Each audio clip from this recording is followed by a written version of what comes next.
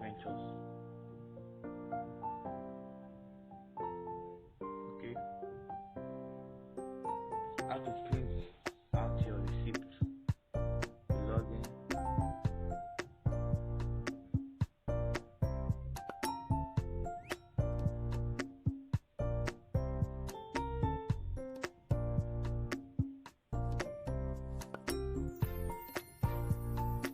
Then get access.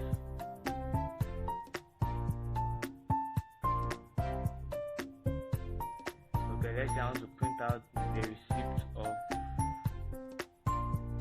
the cable TV I've sold. Total transaction 4,000. Okay, I go to the cable history. Then you click on this place here and you select it. So you can either screenshot it,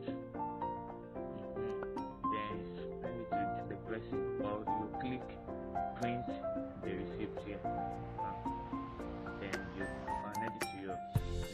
You can also print the receipt of the airtime you buy or anything you buy from us.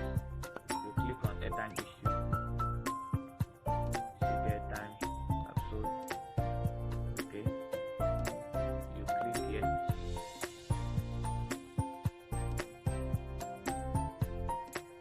Then you print it out again.